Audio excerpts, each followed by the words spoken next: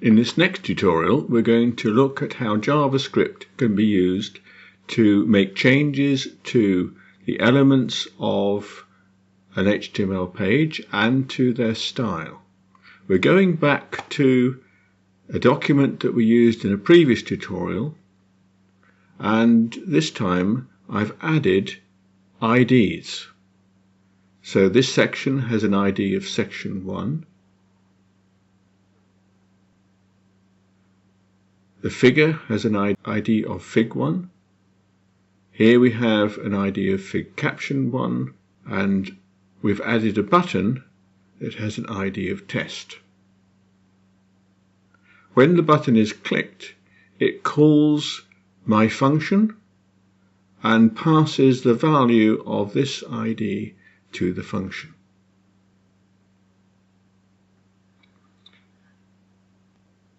My function receives the value and allocates that value to clicked ID.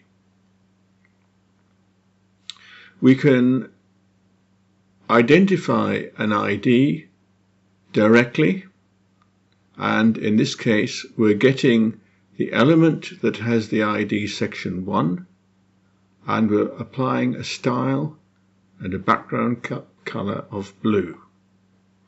At the same time, to the same ID section 1, we're applying the style color white,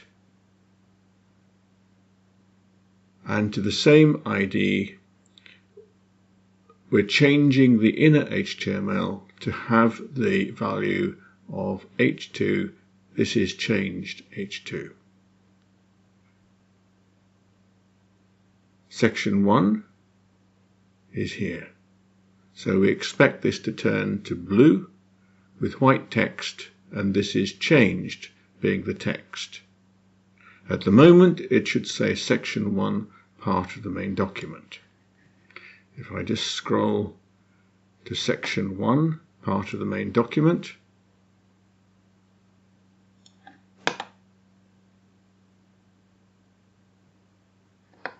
and I'm going to click the button, which is right at the bottom down here, and we should see section 1, part of the main document, changed. We'll ignore the red changes for the moment. So this is still an ID of section 1. The content has been changed and the style has been changed. The next part of our function, my function, uses the value that's been passed to it. So we haven't specified an ID, it is simply the ID that has been passed to it. The element that has this ID, we first have to get this element, and its background color is being set to green. The button that is clicked has an ID of test. That has now been set to green. So the button here has been set to green. We can navigate the DOM in relation to this ID, and in this case we're going up to the parent node and styling it red. So the parent node of the button is the figure ID with figure 1. So we can see that the figure content is now red. And I'm missing the image, so it's not displaying.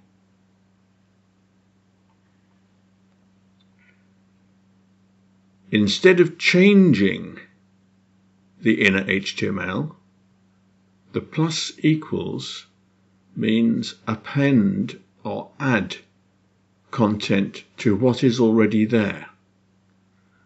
So we're adding h2, this is added. And if I scroll down, I can see this is added. If I click my function again, we should see the same actions taking place.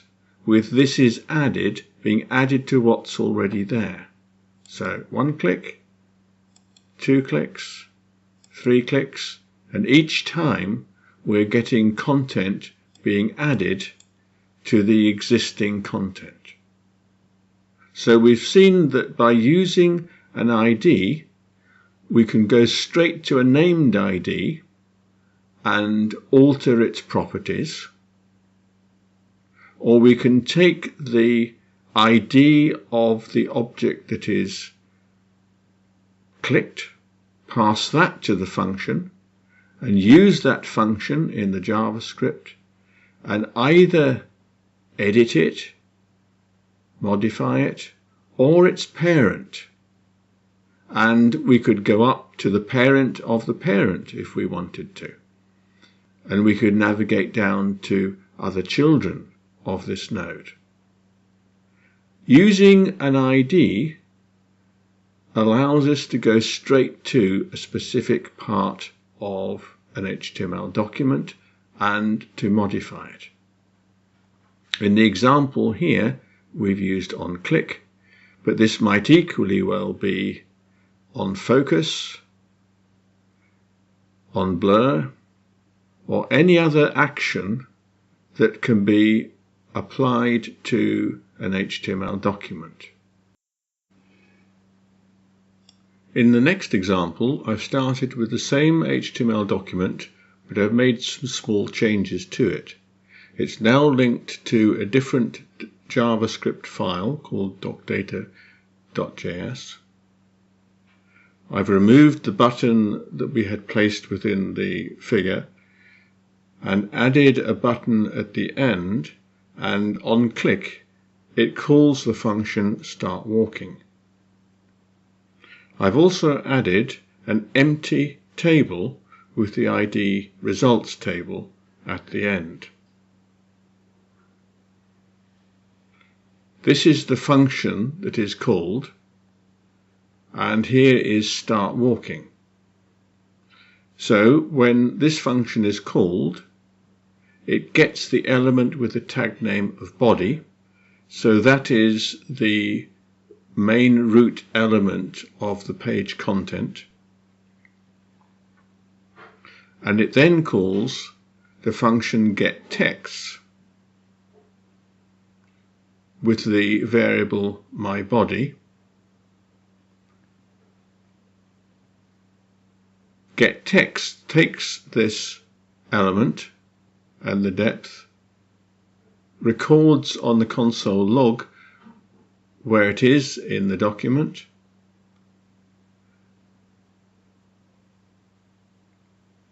obtains the child nodes of that element, and for each child node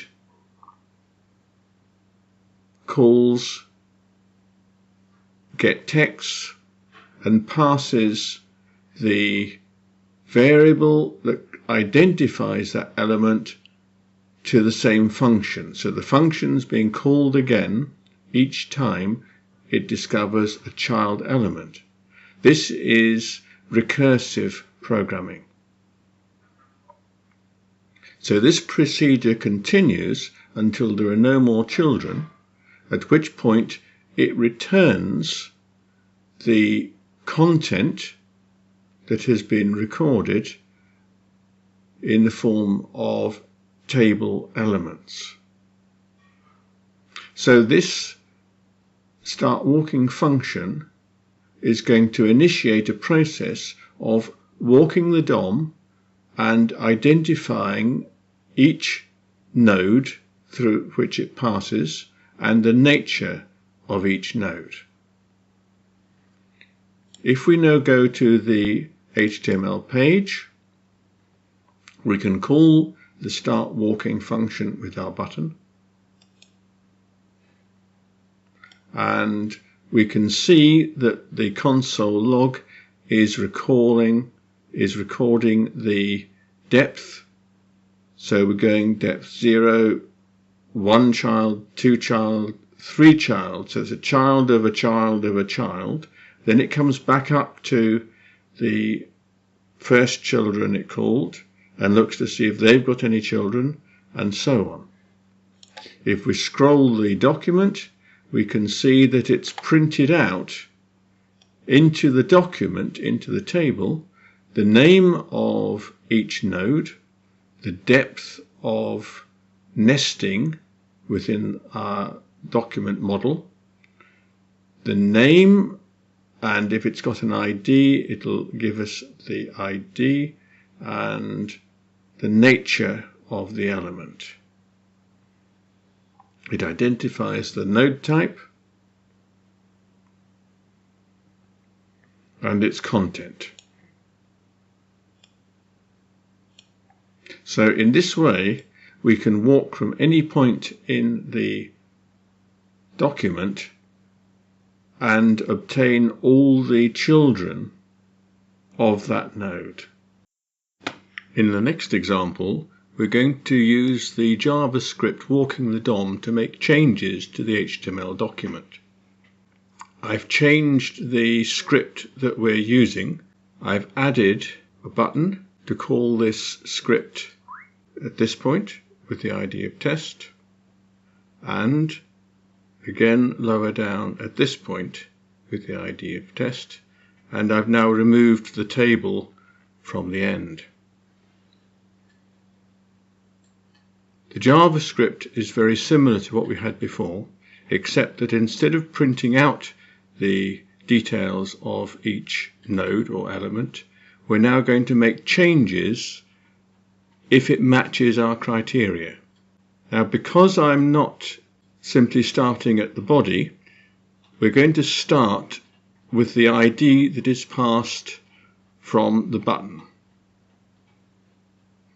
So we've received the ID's value here, and we want that element by its ID, clicked ID, and we want its parent node to pass to the getTexts function. In getTexts, we're checking if the node type is the equivalent of 3, and if the parent node contains the p tag.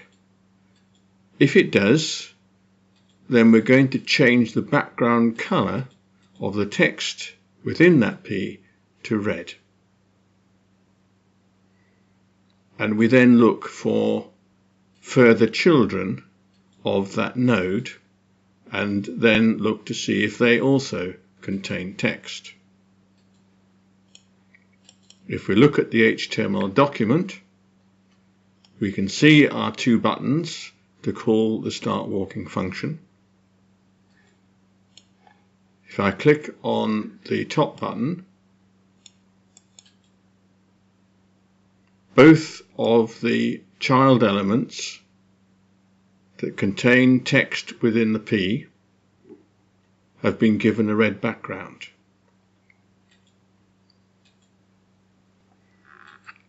So here's the P element and the text now red.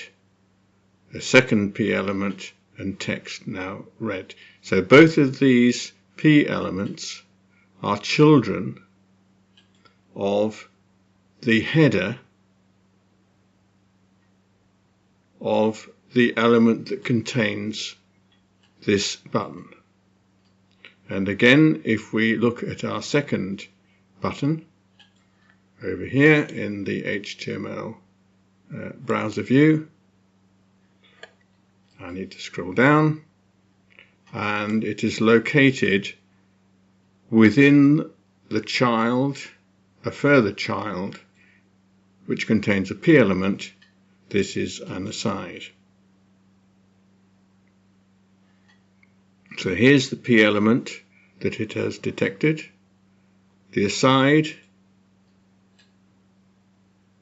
is within a section, which is within the section that is the parent of our button here.